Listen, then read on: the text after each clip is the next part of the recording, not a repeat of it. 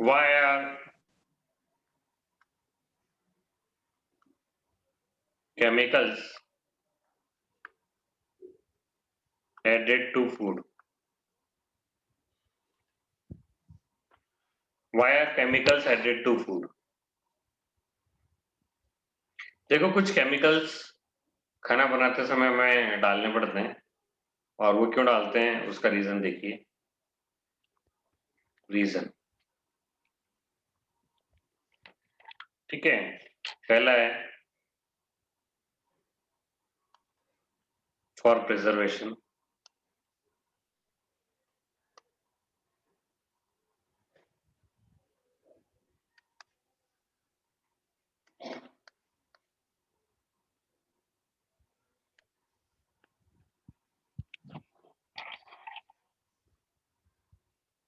For preservation मतलब ऐसा नहीं कि वो खराब हो जाए, लंबे समय तक चले इसके लिए डालने पड़ते हैं। फॉर एनहेंसिंग देयर अपील, मतलब वो दिखने में थोड़े अच्छे लगे, जैसे कलर वलर डालते हैं ना, येलो कलर या फिर ब्राउन कलर स्वीट्स में डालते हैं ताकि वो दिखने में भी अच्छे लगे। For enhancing their appeal. एक और रीजन है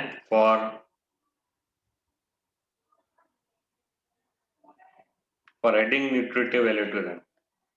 विटामिन डालने पड़ते हैं, कुछ कुछ मिनरल्स डालते हैं वो उसमें खाने में, ताकि उसमें क्या हो, थोड़ी न्यूट्रिटिव वैल्यू आ जाए। For adding nutritive value in that. तो ये तीन रीजन है कि क्यों खाने में केमिकल डाले जाते हैं। एक तो फूड प्रिजर्वेशन के लिए, जैसे टोमेटो सॉस में डालते हैं, एनहेंसिंग देयर अपील, दिखने में बड़ा अच्छा लगे उसके लिए स्वीट्स में डालते हैं, और for adding nutritive value in that. ठीक है ना, आप हॉर्लिक्स वॉर्लिक्स पीते हो तो उसमें एक्स्ट्रा मिनरल्स डालने पड़ते हैं। ठीक है, तो ये रीजन है। अब कैटेगरीज ऑफ फूड एडिटिव्स।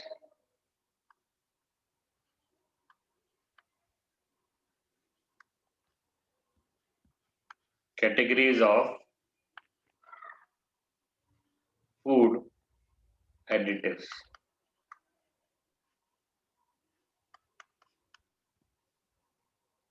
ठीक है ना, फूड एडिटिव्स की कैटेगरी क्या क्या है, ठीक है ना, किस किस कैटेगरी में हम वो आते हैं। फर्स्ट है food colours.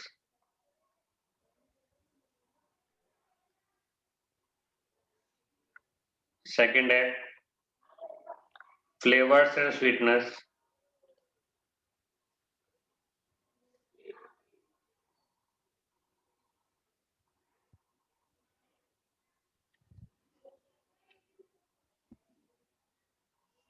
Flavours and sweetness,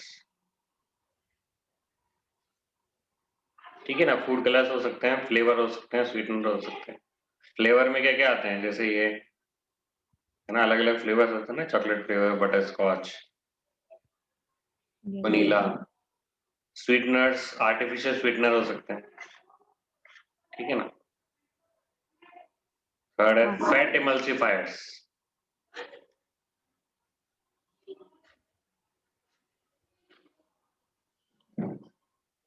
and stabilising agents, chips में डालते हैं, ये आपके पैक्ड चिप्स आते हैं ना, लेज अंकल चिप्स, उसमें स्टेबलाइजिंग एजेंट्स होते हैं या फैट इमल्सिफायर्स होते हैं ताकि वो लंबे समय तक रहें, खराब नहीं हो। आइसक्रीम में भी डालते हैं फैट इमल्सिफायर्स।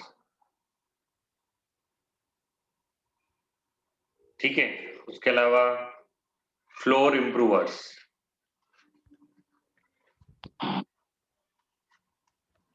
जैसे पिज्जा बेस आता है। पिज्जा बेस बिल्कुल व्हाइट कलर का होता है क्योंकि वो उसको पहले ब्लीच किया जाता है, फ्लोर को पहले के ब्लीच किया जाता है। तो फ्लोर इमल्सिफायर के रूप में एंटी स्टालिंग एजेंट्स ताकि स्मेल नहीं आए उसमें से, बदबू नहीं लगे। एंड ब्लीचेस, फ्लोर को ब्लीच किया जाता है। पिज्जा बेस बनाने से पहले आटे को ब्लीच किया जाता है। एंटीऑक्सीडेंट्स होते हैं, वो भी डाले जाते हैं।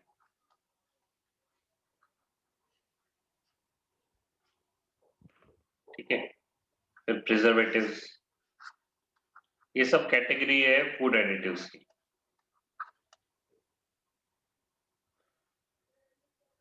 फिर एक और है न्यूट्रिशनल सप्लीमेंट्स।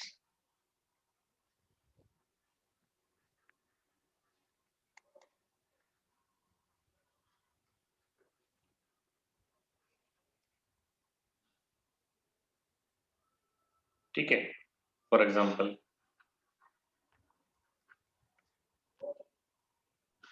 मिनरल्स,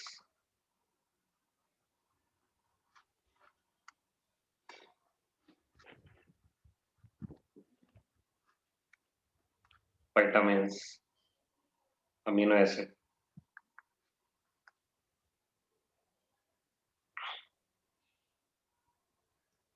ये फूड एडिटिव्स की क्या होती है, कैटेगरीज होती है। अब हम एक कैटेगरी पढ़ने वाले हैं, वो है आर्टिफिशियल स्वीटनिंग एजेंट्स, है ना। थर्ड है fat emulsifiers and stabilising agents. Fourth है flour improvers, anti staling agents and bleaches. Flour को इम्प्रूव करने के लिए पिज्जा बेस बनता है तो उससे पहले फ्लोर, स्टाइल का मतलब सड़ना, ऐसा कुछ डालते हैं कि लंबे समय तक वो रहे, सड़े नहीं।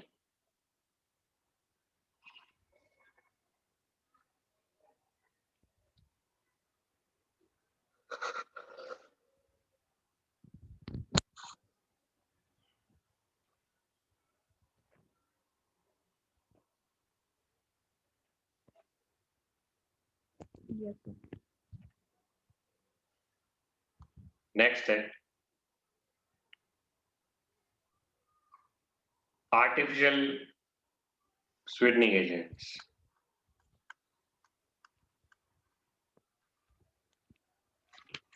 आर्टिफिशियल,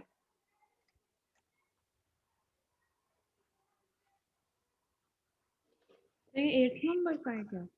नहीं, ये तो हो गया पूरा। अब हम क्या पढ़ने वाले हैं, आर्टिफिशियल स्वीटनिंग एजेंट्स को डिटेल में पढ़ने वाले हैं।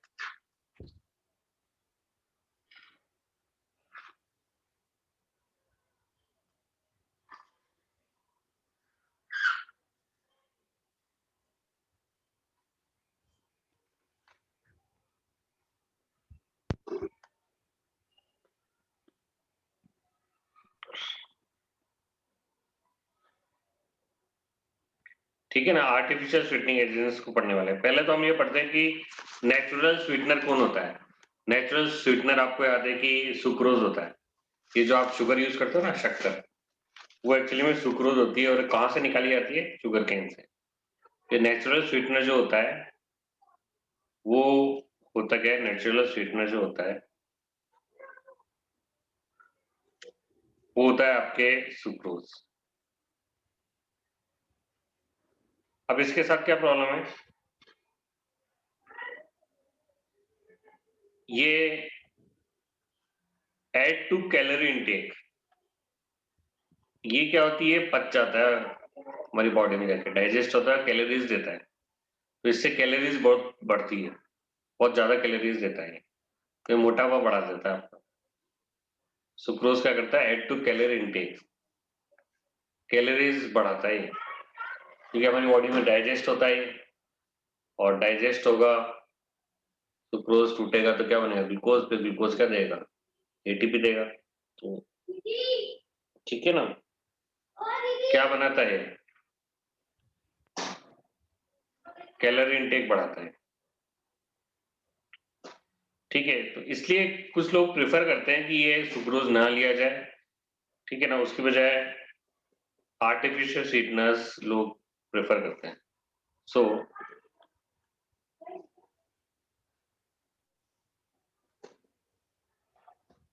एड टू कैलोरी इनटेक, सो यही आगे लिखना। सो some people prefer artificial sweeteners.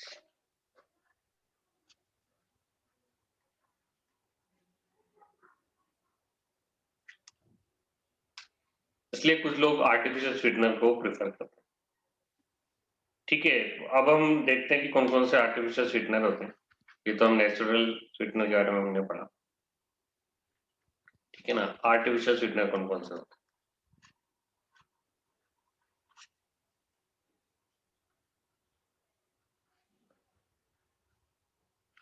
सबसे जो अच्छा होता है वो होता है सैकरिन। सबसे कॉमन जो होता है वो होता है सैकरिन।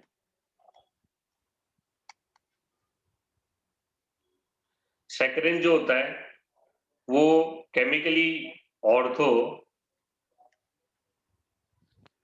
इट इज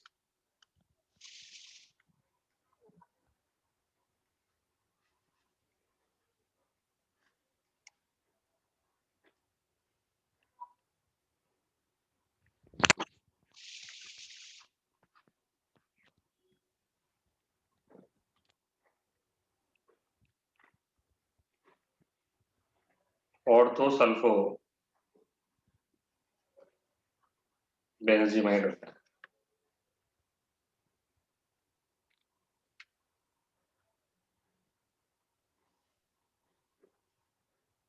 सैकरिन जो होता है केमिकली क्या होता है? ऑर्थोसल्फो बेंजीमाइड होता है।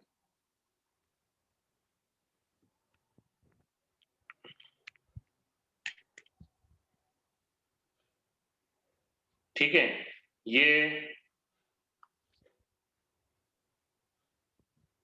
ओल्डेस्ट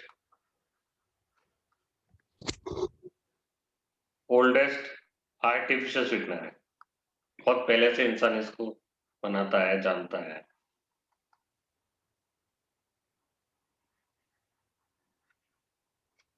ओल्डेस्ट आर्टिफिशियल स्वीटनर है। 1879 से इंसान यूज कर रहा है इसको। 1879 से 1879 में डिस्कवर हुआ था और तभी से इंसान इसको यूज कर रहा है। ओल्डेस्ट आर्टिफिशियल स्वीटनर तो लिख लो, डिस्कवर इन 1870।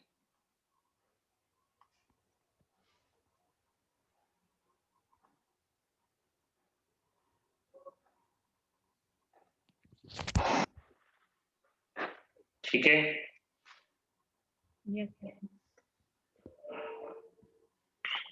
अब इसकी जो स्पेशलिटी होती है वो ये होती है, it is 550 times as sweet as sucrose. Sucrose से 550 टाइम्स ज्यादा मीठा है ये। पहली चीज।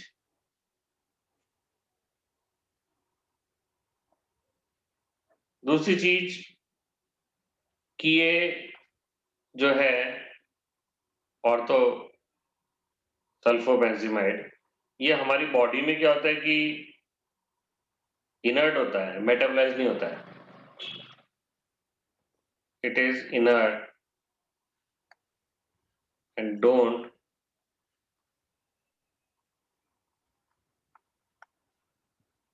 Metabolise in our body. मतलब एटीपी ब्रेक होगी, एटीपी कुछ नहीं देगा। इनर्ट होता है and don't metabolise in our body, it just excreted out. मतलब एटीपी नहीं बनाता। हाँ, मेटाबोलाइज ही नहीं होगा तो क्या बनाएगा, है ना। It just excreted out. क्या करता है, आप आपके जो खाना है उसको मीठा करता है और बॉडी में जाता है, एक्सक्रीट आउट हो जाता है, मेटाबोलाइज नहीं होता है। जबकि सुक्रोज क्या होता है, सुक्रोज खाने को मीठा करता है, फिर हमारी बॉडी में जाता है, फिर वो ग्लूकोज में कन्वर्ट होता है, फिर ग्लूकोज एटीपी में कन्वर्ट होती है, फिर वो कैलोरी बढ़ा देती है। लेकिन यहाँ ऐसा कुछ नहीं होता है। सो एटीपी से तो अपन को एनर्जी मिल रही है और कैलोरी से तो फैट बढ़ रहा है ना। हाँ वही तो है ना, एटीपी और कैलोरीज दोनों बढ़ाएगी ना, वो तो फैट बढ़ेगी। तो मतलब दोनों सेम ही एटीपी मिल रही है तो अपना फैट भी इंक्रीज हो रहा है। हाँ, अगर आप उसको एटीपी पे कंज्यूम नहीं करोगे तो फिर वो इंक्रीज करेगा। अच्छा। सो it is great value to diabetic patients.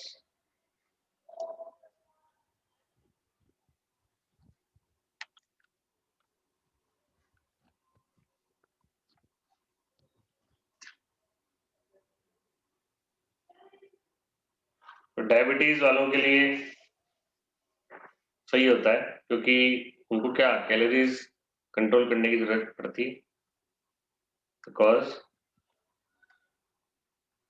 They need to control calories.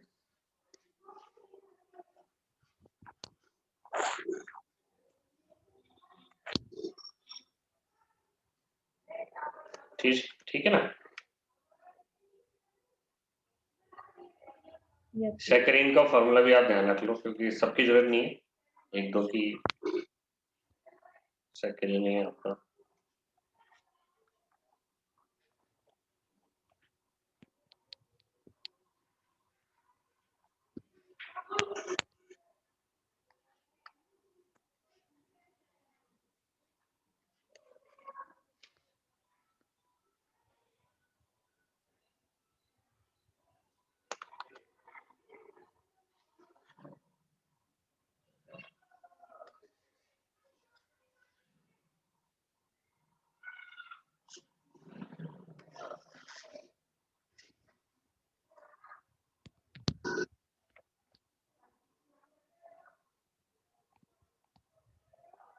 ठीक है, यस। तो एक आर्टिफिशियल स्वीटनर के बारे में तो हमने पढ़ लिया, जो है कि सैकरीन ऑर्थो सल्फोबेंजामाइड है। आपने फॉर्मूला भी देख लिया, 550 टाइम्स स्वीट है एज कम्पेयर टू सुक्रोज, और ये बॉडी में मेटाबॉलाइज नहीं होगा, सिर्फ एक्सक्रीट हो जाता है, और डायबिटिक पेशेंट्स के लिए बहुत यूजफुल होता है।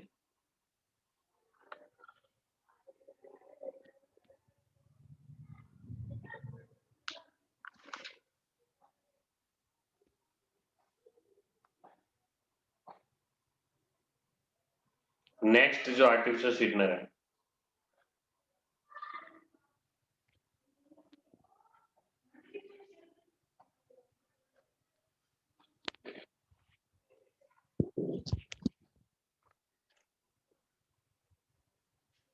एस्पार्टेम।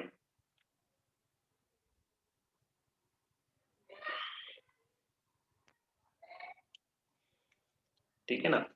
एस्पार्टेम जो आपका जो है,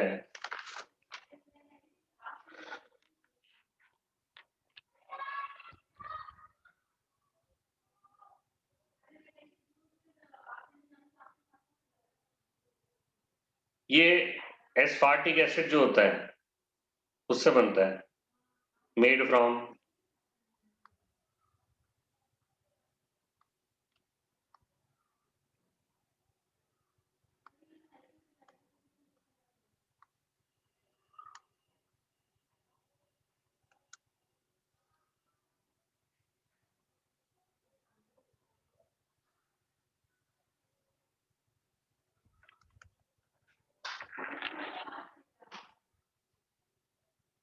ठीक है।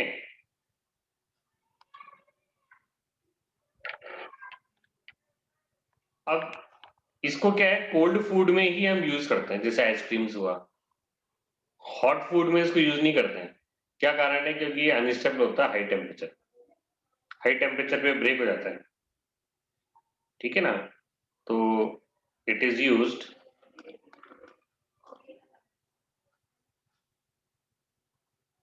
Only in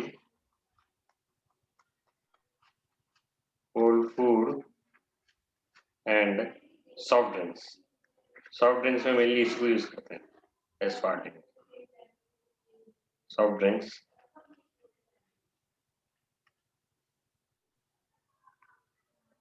because it is unstable at high temperature, cooking temperature. Cooking temperature पे ये अनस्टेबल होता है, ब्रेक हो जाता है और उसकी मिठास खत्म हो जाती है, क्योंकि स्ट्रक्चर चेंज हो जाएगा तो फिर ये मिठास नहीं देगा। इसलिए इसको कोल्ड फूड में ही हम यूज।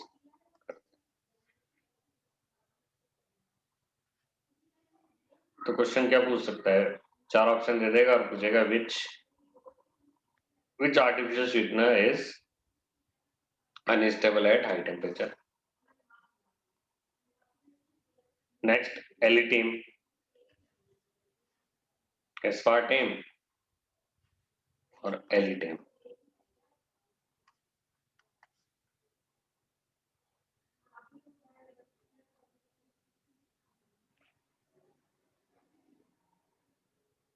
और ये जो एलिटेम है ये क्या है कि बहुत ही ज्यादा स्वीट है।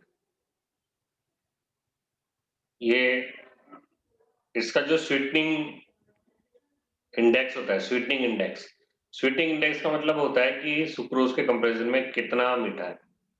इट्स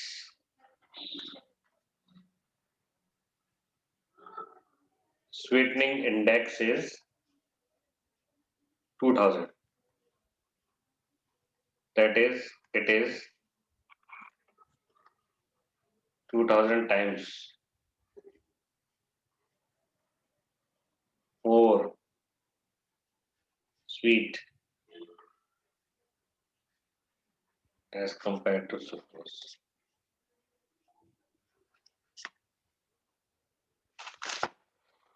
लेकिन इसके साथ दिक्कत ये हो जाती है कि इतना ज्यादा मीठा है कि अगर आप थोड़ी सी भी इसको ज्यादा डाल दो, या आपने अगर क्वांटिटी पता ही नहीं कितनी डालनी है, नोट ही आपने नहीं कर रखा, तो ये बहुत ही ज्यादा मीठा हो जाएगा, खाने लायक ही नहीं रहेगा। इसके साथ ये प्रॉब्लम है, इसलिए हम ज्यादा इसको यूज नहीं कर पाते। या तो बिल्कुल एक्यूरेट जितनी डालनी होती है वो क्वांटिटी आपको पता होगी इतनी डालनी है। जैसे कभी कभी आप शायद टी बनाते हो तो हल्की सी शक्कर ज्यादा डालने पे क्या रहती है, मीठी रहती है ना। लेकिन इसमें तो क्या होगा, अगर आपने हल्की सी भी ज्यादा डाल दी तो बहुत ज्यादा मीठी हो जाएगी। ठीक है ना, इसलिए इसका यूज करना इतना आसान नहीं होता। लिखो, since it is very sweet, so control of sweetness is difficult here. So Control of sweetness is difficult here.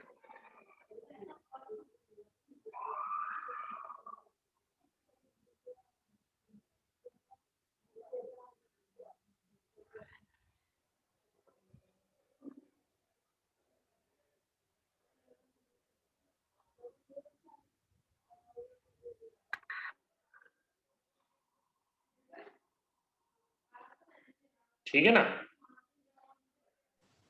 yes sir.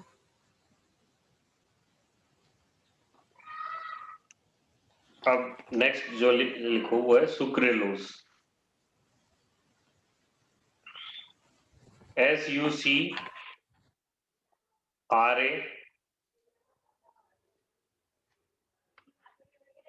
SUCRALOSE।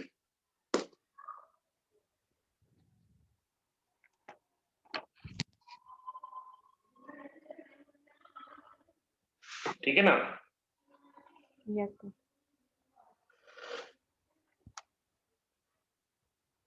अब सुक्रेलोज एक अच्छी चीज है।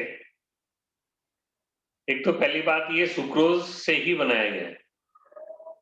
लिखो, इट इज सेमी सिंथेटिक एक तरीके से। जैसे लिखो, it is trichloro derivative of sucrose.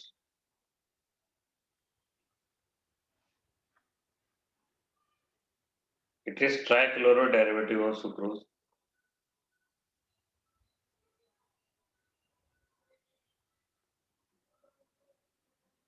ठीक है। Yes, sir. Its appearance and taste are like sugar, तो उसको शुगर की तरह यूज कर सकते हो। Its appearance and taste like sugar.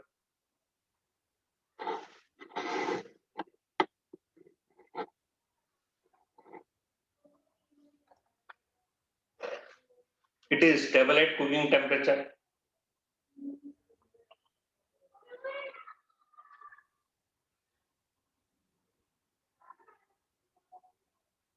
Next, it does not provide calories.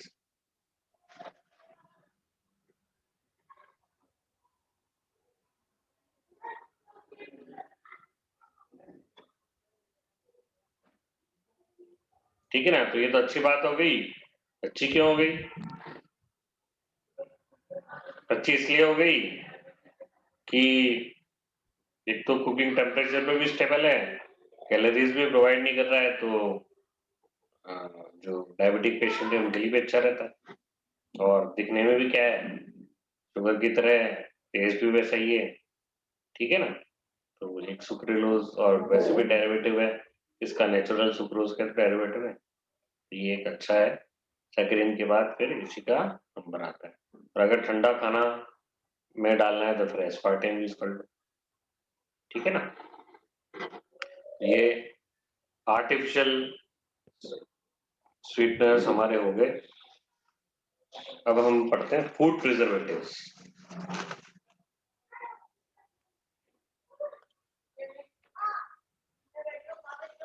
Food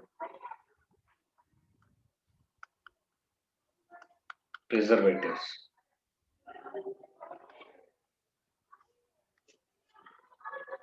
सुक्रेलोज की स्पेलिंग तो पता है ना आपको, SUCRALOS, ये सुक्रेलोज है, SUCRALOS। अब फूड प्रिजर्वेटिव्स, अब फूड प्रिजर्वेटिव्स कौन होते हैं जो खाना खराब होने से हमें, खाना खराब होने से रोकते हैं। ठीक है, तो फूड प्रिजर्वेटिव कौन होते हैं? दे प्रिवेंट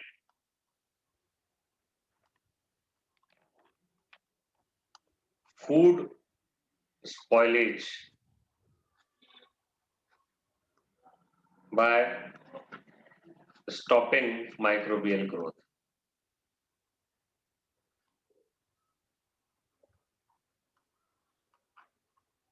क्योंकि माइक्रोब्स जो होते हैं, बैक्टीरिया है और दूसरे, वो खाने को खराब कर देते हैं, तो उनको उनको ग्रोथ को बनने नहीं देते। They prevent food spoilage by stopping microbial growth. ठीक है,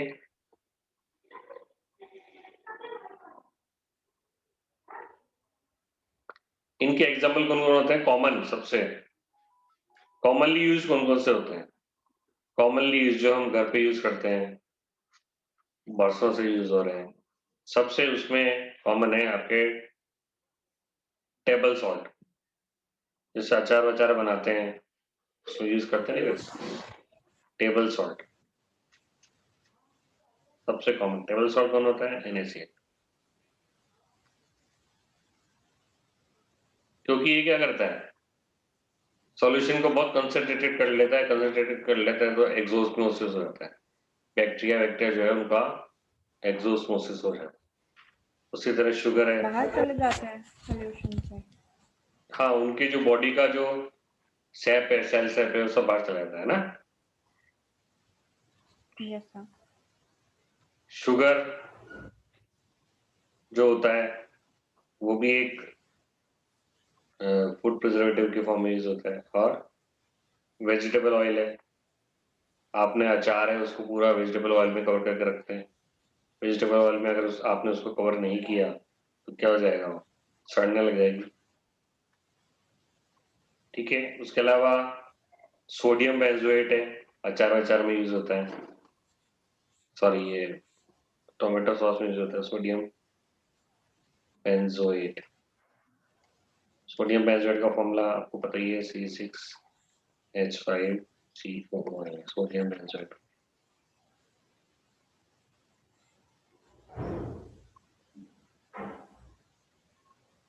और ये बॉडी में मेटाबोलाइज भी हो जाता है, कोई हार्मफुल नहीं होता है। आपको लगता है कि भाई सॉस में अगर सोडियम बेंजोएट डाला हुआ है तो आप नहीं खा सकते, तो ऐसा कुछ नहीं है, ये मेटाबोलाइज्ड इन आवर बॉडी।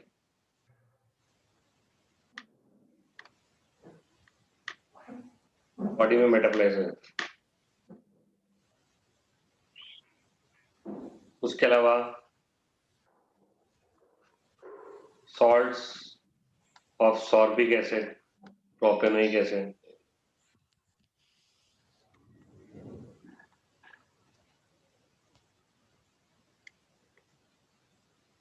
ये भी क्या है, सोडियम बेंजोएट भी क्या है, सॉल्ट ऑफ बेंजोइक एसिड है। उसी तरह salts of sorbic acid, propanoic acid, ठीक है ना,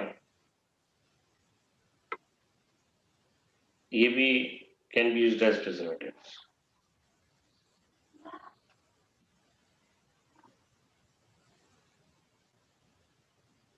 तो कॉमनली यूज प्रिजर्वेटिव कौन कौन है? NaCl, table salt, sugar, vegetable oil, उसके अलावा sodium benzoate, salts of sorbic acid and propanoic acid, ये फूड प्रिजर्वेटिव का काम आते हैं, ठीक है।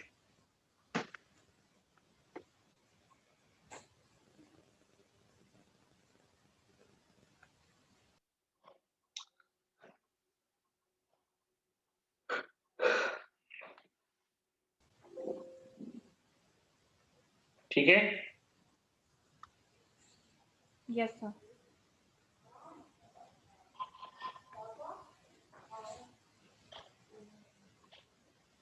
ठीक है। अब हम नेक्स्ट जो पढ़ने वाले वो है क्लींजिंग एजेंट्स।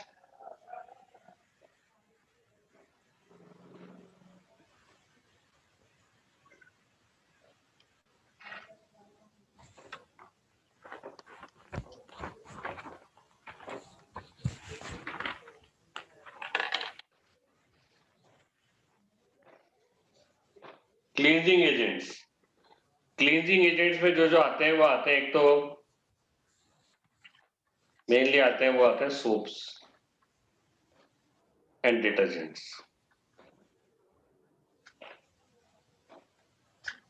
क्लींजिंग एजेंट ये होते हैं सोप्स एंड डिटर्जेंट्स।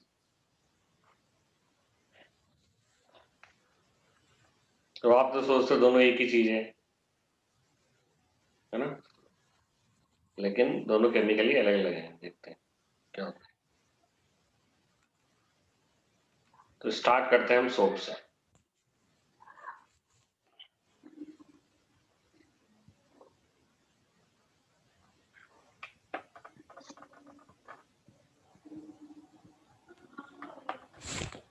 देखो सोप होता क्या है, ठीक है ना, उसको बना के हम देखेंगे, पहले एक बार बनाएंगे उसको, फिर देखेंगे कि सोप क्या होता है। सोप को बनाने के लिए हम फैट या ऑयल का यूज करते हैं। कभी हो सकता है कि आपने बनते हुए देखा हो, तो पहले बहुत 15-20 साल पहले भी लोग बनाते थे घर पे, गांव में लोग आज भी बनाते हैं।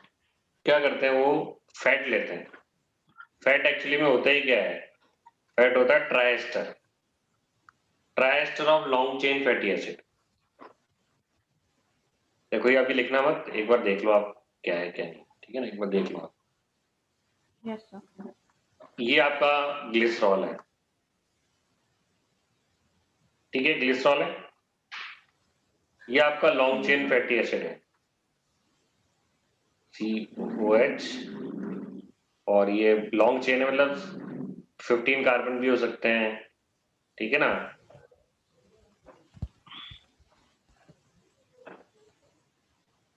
15 कार्बन भी हो सकते हैं, 16 कार्बन भी हो सकते हैं, लॉन्ग चेन है कुल मिला के,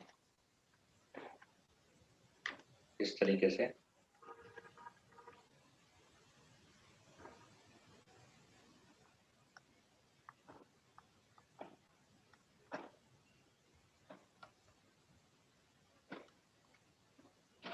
ये लॉन्ग चेन फैटी एसिड है। अभी ये दोनों रिएक्ट करेंगे तो ये एस्टर बना लेंगे, एस्टर। एल कार्बोक्सिलिक ग्रुप और एल्कोहलिक ग्रुप क्या बनाता है, एस्टर, एस्टर, एस्टर। तो एस्टर बन जाएगा, ये निकाल देना, एस्टर बन जाएगा, देखो निकाल के एस्टर बन जाएगा। लिखना मत कुछ भी। एक्चुअली में ये जो चीज बनी निकलने के बाद वो बनता है triester of long chain fatty acid with glycerol. ये एक्चुअली में फैट होता है। क्या होता है ये? फैट होता है। इन दोनों के मिलने से, ग्लिसरॉल के मिलने से और लॉन्ग चेन कार्बोक्सिलिक एसिड के मिलने से जो चीज बनती है वो होता है फैट। तो हम सीधे क्या करते हैं, फैट बनाते हैं, और है ना, सीधे हम क्या करते हैं, सीधे फैट बनाते हैं और उससे फिर सोप बनाते हैं। सोप किससे बनता है? फैट से। तो और मैंने आपको पहले क्या बताया, थोड़ी देर पहले भी, फैट कैसे बनता है वो बताया। हम तो डायरेक्ट क्या करते हैं, फैट का स्ट्रक्चर बनाते हैं। ठीक है ना, हम क्या करेंगे, सीधे फैट का स्ट्रक्चर। Yes sir. ये सीओ, ये फैट बना रहा हूं सीधे आपके लिए।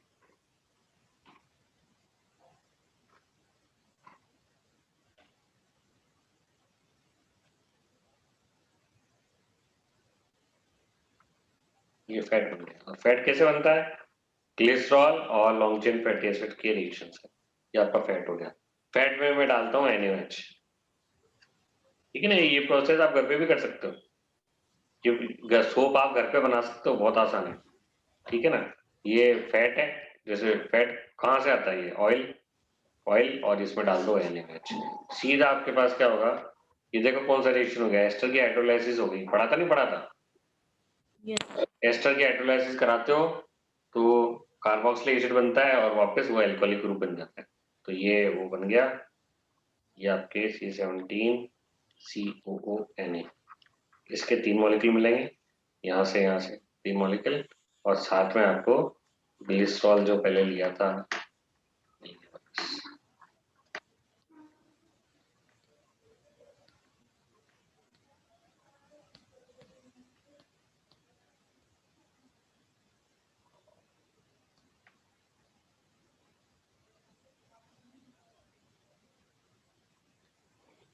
मिल गया?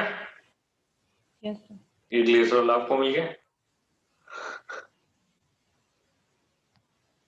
सर अब इसको लिखना है। हाँ, अब लिख लो, इसके नीचे लिख लो।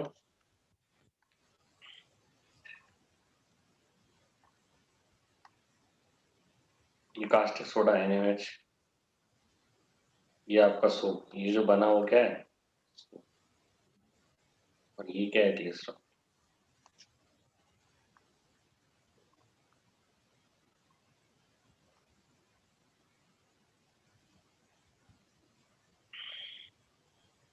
सर ये एरो बना के क्या लिखा है लेफ्ट साइड? ग्लिसरॉल, ऊपर सोप, ये फैट और ऑयल। ठीक है।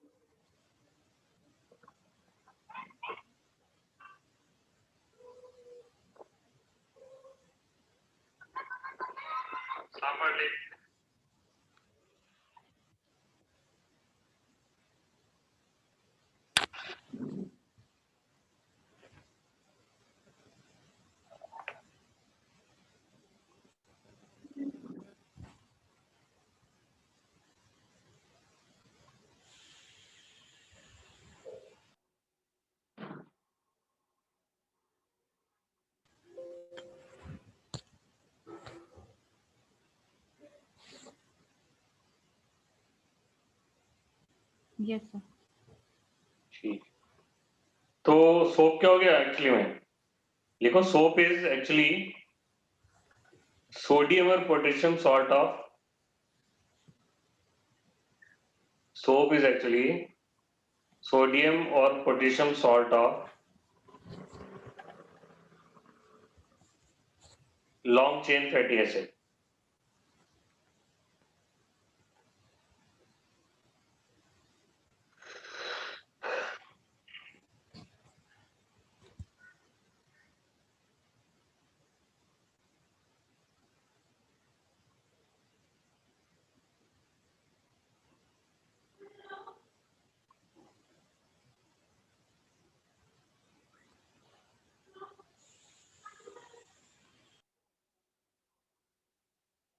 ठीक है, लिख लिया। Yes sir. Soap is actually, ये जो आपका सोप है ये देख लो आप क्या है, सोडियम और potassium salt of long chain fatty acid है, सोप है। ठीक है, हाँ sir.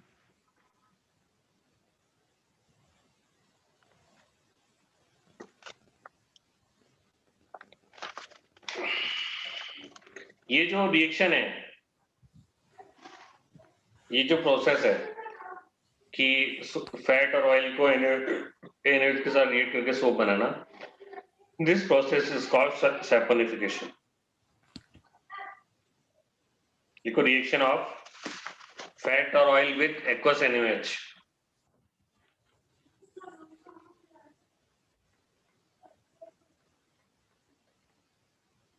reaction of fat or oil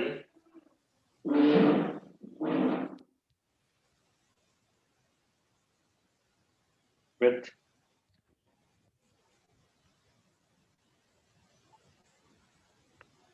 fat or oil with aqueous NaOH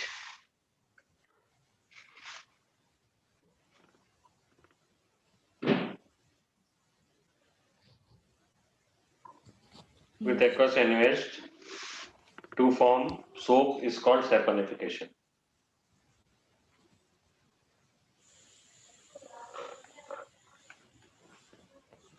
sir saponification. Saponification. SAPONIFICATION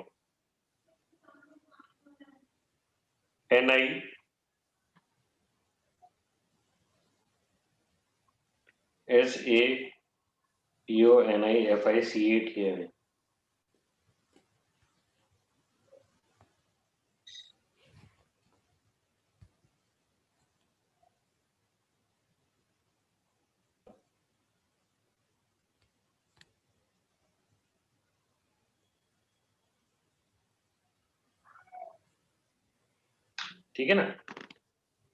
yes sir. अब इसके अंदर ये जो बना है ना, इसके अंदर NaCl डाल देंगे तो सोप विल प्रेसिपिटेट आउट। लिखो, adding NaCl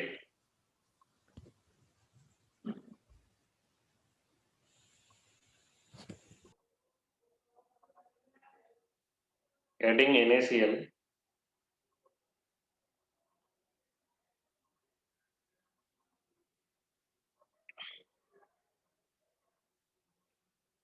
and it will precipitate out soap.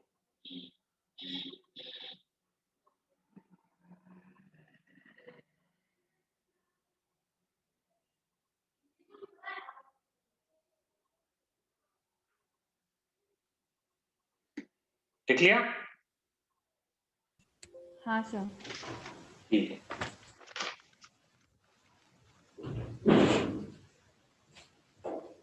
अब देखो, यूजुअली जो वॉशिंग सोप होते हैं वो सोडियम सॉल्ट होते हैं और बाथिंग सोप होते हैं वो पोटेशियम सॉल्ट होते हैं।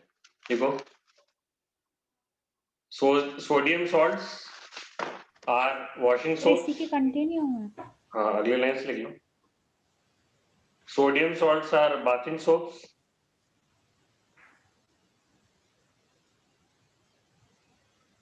and potassium salts are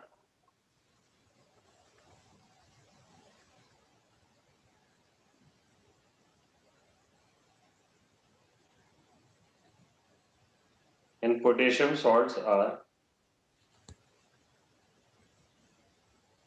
bathing soaps.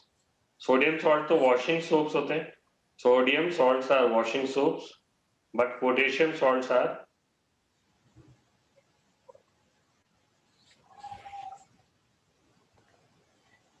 Bathing soaps.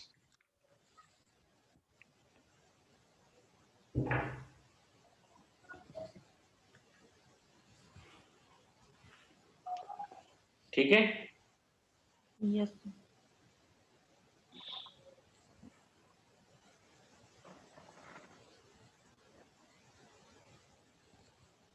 ठीक है, आगे देखो।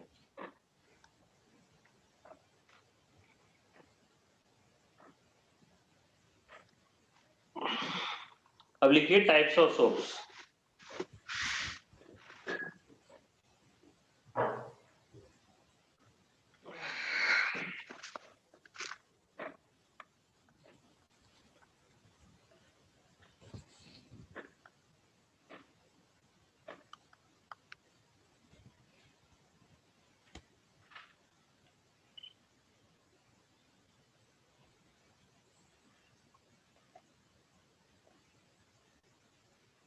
इसमें पहला एक ना शेविंग सोप,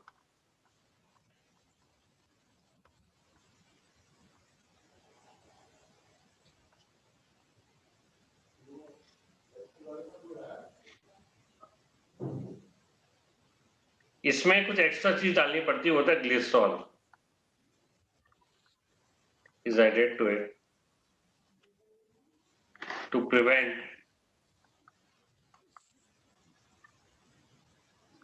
रैपिड ड्राइंग, मतलब सूखे नहीं जल्दी, उसके लिए इसमें ग्लिसरॉल डाला जाता है, क्योंकि शेविंग कर रहे हो तो 15-20 मिनट तो लगते ही हैं, तो उसमें सूखे नहीं उस दौरान।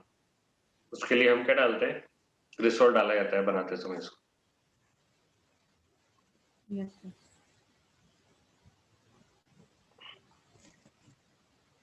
उसके अलावा एक गम डाला जाता है, गम, तो कौन सा होता है, रोजिन इज एडेड,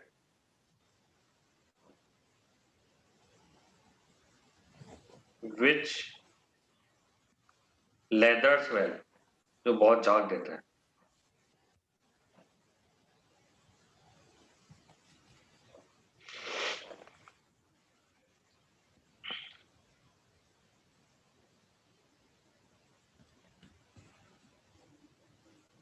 ठीक है ना?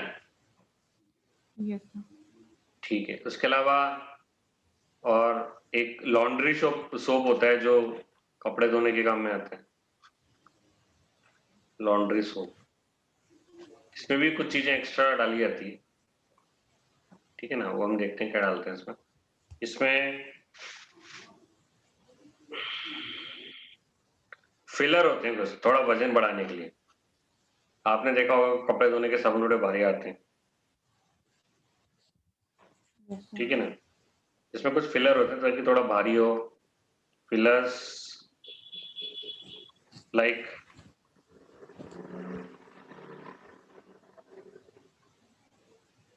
Sodium,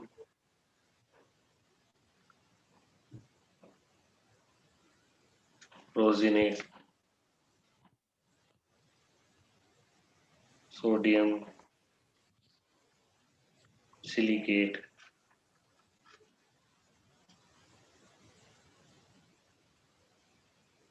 borax and sodium carbonate.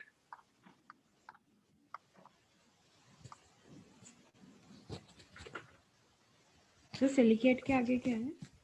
Borax. Pillars like sodium rosinate, sodium silicate, borax, and sodium carbonate. ये सबका काम या तो झाग बढ़ाना होता है या वजन बढ़ाना होता है।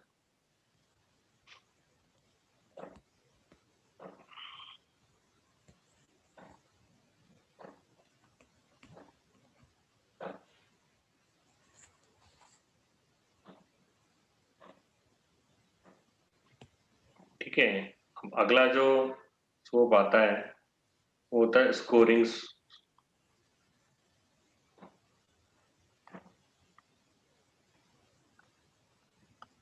रगड़ के कुछ चीज हटाने के काम में आता है, जैसे एब्रेसिव के रूप में यूज होता है, जैसे कुछ रगड़ के कोई चीज हटा रहे हो, ठीक है ना, स्किन के ऊपर डेड स्किन हटाने के लिए आता है वो।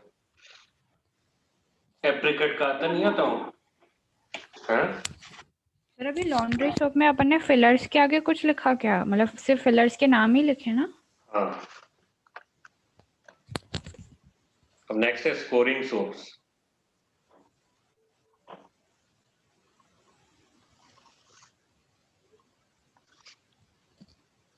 They are used as abrasive.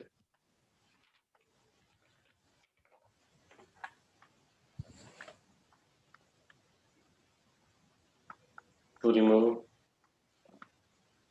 dead skin.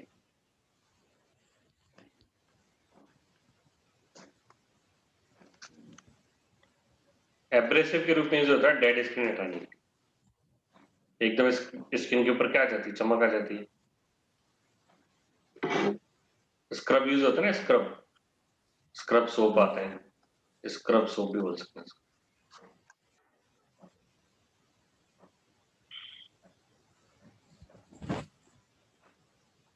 अब इसमें क्या होता है, इसमें होता है powdered pumice is added. Powdered pumice, pumice क्या होता है आपने, हो सकता है आप जानते हो नहीं जानते हो, एक प्यूमाइस स्टोन होता है, वो समुद्री झाग होता है, समुद्र में से मिलता है। From pumice stone, pumice stone क्या होता है, समुद्री झाग होता है। कभी आप मार्केट में जाना लेके आना, प्यूमाइस स्टोन होता है, बहुत हल्का होता है, पानी के ऊपर तैरता है ये। तो कुछ नहीं होता है, ये कैल्शियम कार्बोनेट ही होता है, स्टोन की तरह होता है ये, लेकिन बहुत हल्का होता है। ये रगड़ के स्किन के ऊपर से डेड स्किन हटाने का काम होता है। तो इसका पाउडर डाला जाता है इसके अंदर, स्क्रब सोप के अंदर। प्यूमाइस स्टोन भी आया था मार्केट में, लेकिन ये कोई सोप नहीं होता, ये तो स्टोन है, समुद्र में से निकलता है, बहुत हल्का होता है, व्हाइट व्हाइट कलर का होता है। ये इसको पीस के इसमें डाल दिया जाता है, तो ये जो सोप बना हुआ है एब्रेसिव का काम करता है। उसके अलावा बिल्डर्स डाला जाता है, कोई बिल्डर्स, बिल्डर्स लाइक वही फिलर और बिल्डर एक ही होते हैं। Sodium carbonate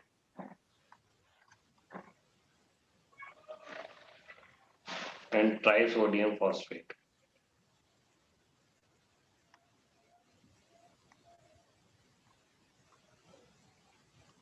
Builders like sodium carbonate, triasodium phosphate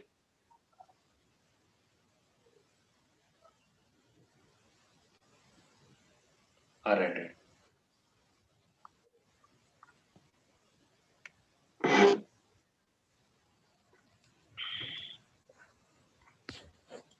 ठीक है ना? Yes sir. तो ये टाइप्स ऑफ सोप हो गए। उसके अलावा आपको पता ही है जो मेडिकेटेड सोप्स होते हैं, कोई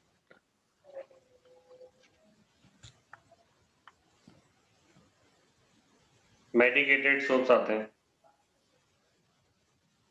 ठीक है ना, उसमें डिटॉल सोप हुआ, ये सब आते हैं ना, उसमें कोई मेडिसिनल इम्पोर्टेंस कुछ चीजें डाल देते हैं, है ना।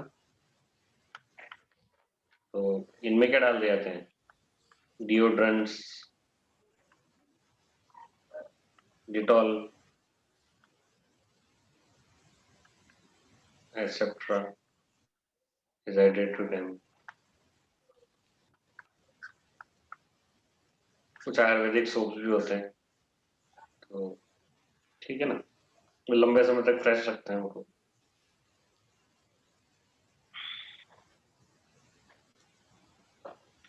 कुछ कुछ जो स्पास होते हैं वहां भी यूज होते हैं, वो बबल सोप होते हैं जो बबल प्रोड्यूस करते हैं, ठीक है, शावर में लंबे समय तक बबल रहते हैं उसके, तो बबल सोप भी यूज होते हैं, bubble soap,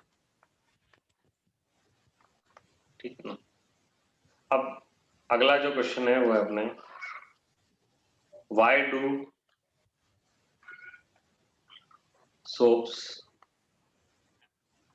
not work in hard water. Soap जो होता है वो हार्ड वाटर में काम क्यों नहीं करता है, क्योंकि हार्ड वाटर में क्या होते हैं, कैल्शियम और मैग्नीशियम आयंस होते हैं, जैसे ये C17,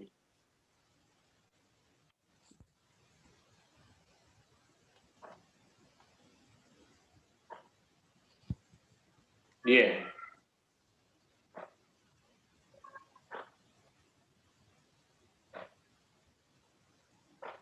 ये जो कैल्शियम मैग्नीशियम है, ये क्या करेगा, ये सोप इतना महंगा सोप है, उसके साथ रिएक्ट करके क्या बना लेगा।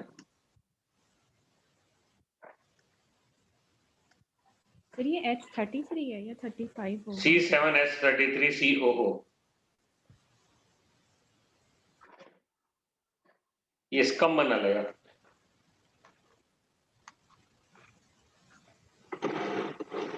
ये स्कम क्या होता है, वेस्ट हो जाता है, ये उल्टा कपड़ों पे आके चिपक के उनको खराब कर देता है।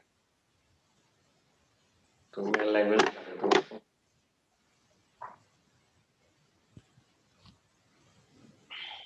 लिखो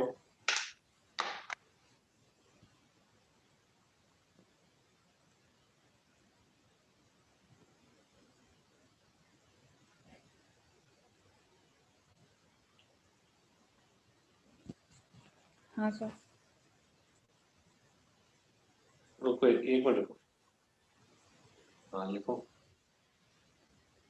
इसमें लिखिए hard water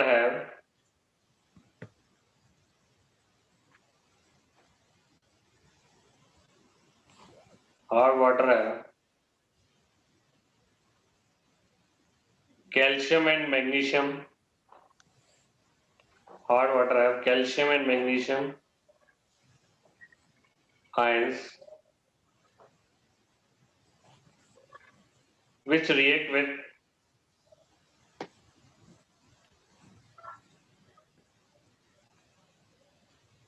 soap to form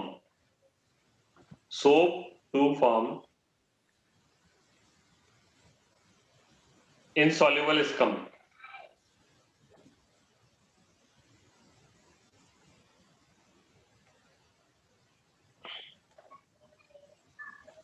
Soap to form insoluble scum.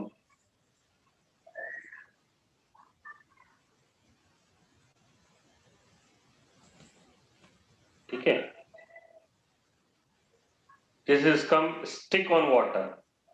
This scum stick on clothes.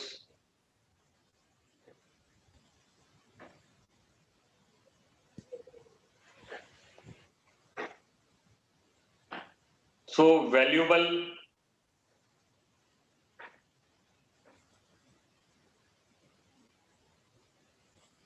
soap goes wasted.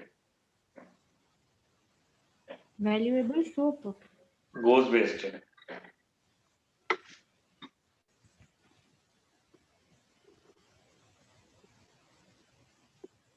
ठीक है ना, तो ये आपका सोप फिनिश हो गया आपका।